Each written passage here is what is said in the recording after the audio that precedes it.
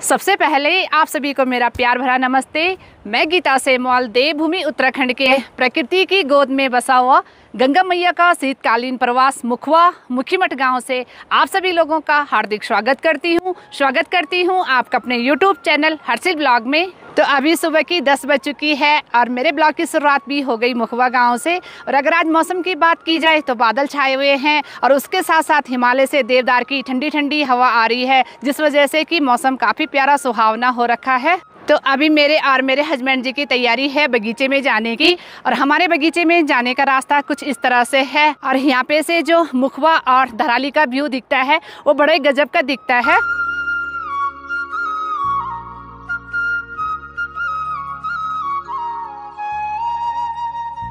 तो चलिए जी, अभी हम लोग पहुँच गए बगीचे में और हमारे साथ आए हुए हैं चौधरी भैया और उनकी मिसेज, क्योंकि हम लोगों ने यहाँ पे आलू लगाए हुए थे लेकिन काफ़ी भारी मात्रा में उनके बीच में खरपतवार उगी हुई है।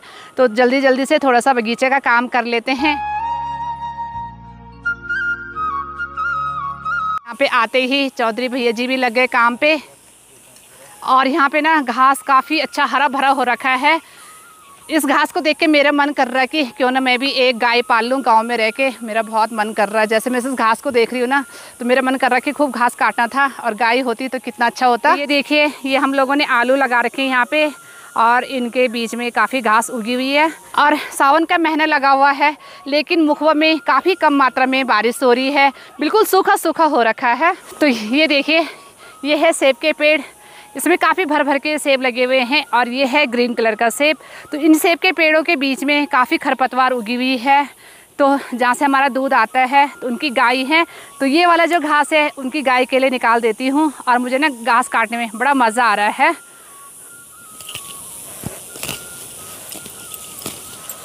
देखिए, हम लोगों यहाँ पे बोलते हैं इसको घास की पुली, तो ये पुली मैंने भी बना दी। तो चलिए जी, बगीचे में थोड़ी देर काम करने के बाद अभी निकल रहे हैं घर के लिए, क्योंकि टाइम भी 1 बज चुका है और लंच भी बनाना है। और आज कोई हमारे घर पे लंच करने के लिए भी आने वाला है। और जो हमने घास काटा वो चौधरी भैया और चौधरी भैया की मिसेज लेके चले गए कि दीदी हम लेके चले जाते हैं। तो वो लोग आगे निकल गए और मैं और मेरे हस्बैंड जी जा रहे हैं अभी। तो अभी जिस जगह पे मैं हूँ, हमारे मुखवा में इसको बोलते हैं लोकल भाषा में खुड़गी, वैसे है ये व्यू पॉइंट। और यहाँ पे ना अगर बैठो ना तो बिल्कुल मन नहीं भरता यहाँ की सौंदर्य को देख देख के और यहाँ के खूबसूरत नज़ारों को देख देख के।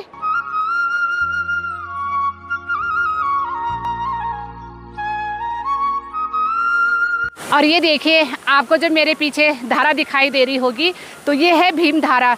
जब पांडव स्वर्ग की ओर जा रहे थे तो यहाँ पे द्रौपदी जी को प्यास लगी, जिस धारा की उत्पत्ति भीम जी ने अपनी धनुष बाण से किया। तो ऐसी कई धाराएं और कई झरने हमारे मुखवा में हैं, जो कि हमारे मुखवा गांव की सुंदरता को 4 चांद लगाते हैं।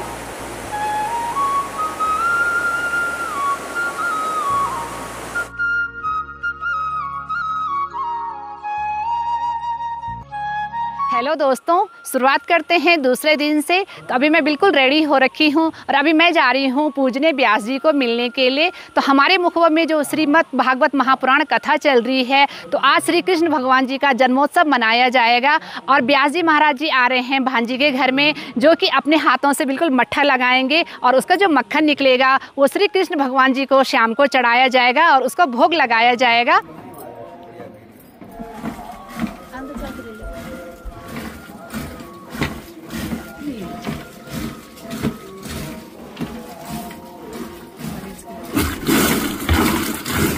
तो आज हम माँ भगवती गंगा का मायका, माँ भगवती का जो परम पवित्र उद्गम स्थल है, उसके ही सन्निकट गंगोत्री धाम के मुखवा ग्राम सभा में, जहाँ माँ भगवती का शीतकालीन निवास होता है। वैसे तो यहाँ माँ भगवती गंगा जी 12 महीने ही यहाँ आरती पूजा इनकी निरंतर होती है।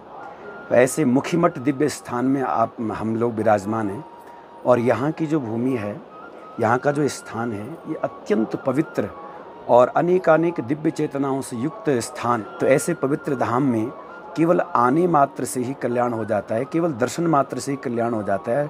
और अगर कुछ दिन रह जाएं तब तो कहना ही क्या। और जिनका यहाँ वास है, जिनका यहाँ जन्म है, वो उनके लिए क्या कहना। वो तो स्वयं साक्षात माँ भगवती गंगा जी के विशिष्ट अंश हैं। माँ भगवती गंगा जी का ही विशेष अनुग्रह उनको प्राप्त होता है।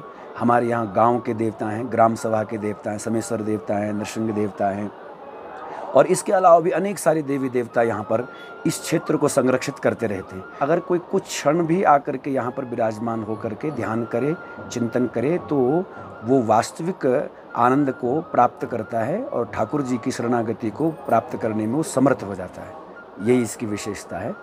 और बाकी इसके विषय में क्या कहना। आजकल हम यहाँ तो माँ भगवती गंगा के तट पर कथा भी कह रहे हैं, माँ भगवती को सुना रहे हैं। बाकी हमारा क्या सामर्थ्य, वही सामर्थ्य देती है, वही सुना रही है, वही गा रही है। तो चलिए जी, भांजी के घर से थोड़ी देर पहले मैं आ गई थी घर पे, और अभी बिल्कुल मैं तैयार हो चुकी हूँ श्रीमद् भागवत कथा में जाने के लिए। और अगर आज मौसम की बात की जाए तो कल रात अच्छी सी तेज़ बारिश हुई, लेकिन अभी का जो मौसम है पूरे बादल छाए हुए हैं।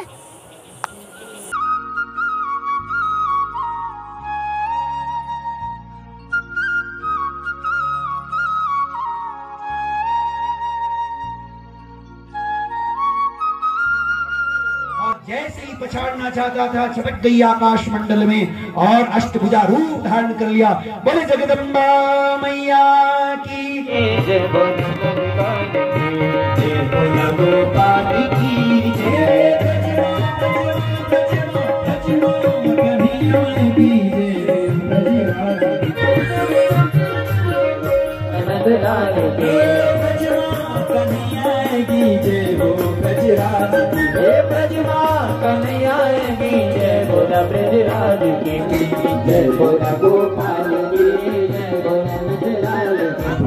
इसकी आपको बहुत बहुत शुभकामनाएं। ठाकुर जी की अनंत कृपा बनी रहे। इसी प्रार्थना के साथ में आज की कथा को यहाँ विराम देंगे।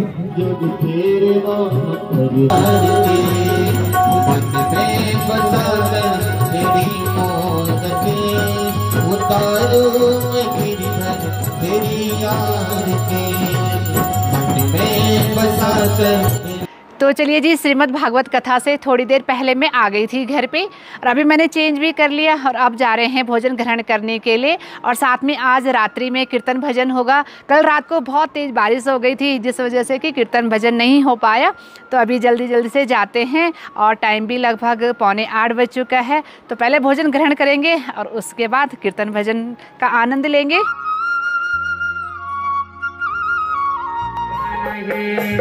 राधे रचना भक्तों का तुम गाना ये गाना ये गाना मेरा गाना है गाना है तेरे मंदिरे जा तेरा संस्करण में बसे था ये जाले मत दे सुता बने माटी ये तक मोरे का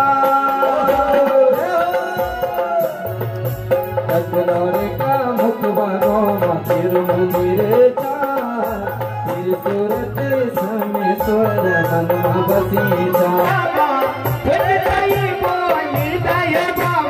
तकनोरी को राजा ये देवता में जरा दर्शन दीन जरा ये देवता में जरा दर्शन दीन जरा ये देवता में जरा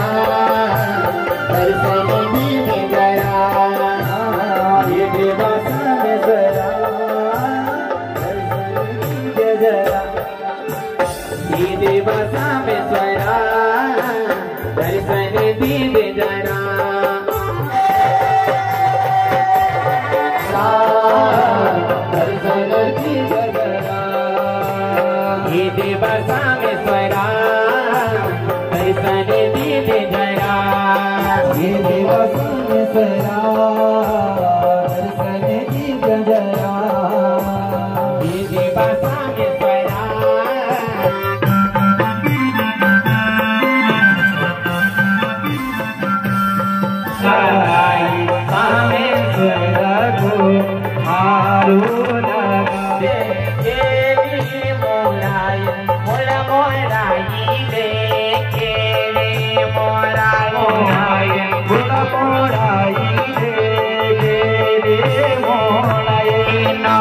ये तेरा डाल को आना सकनो सियर ये तेरा डाल को आना सकनो सियर ये लगाई सामे पाया को हारो जय माता हरे भगवती से नमस्कार करे भगवती भगवती से नमस्कार करे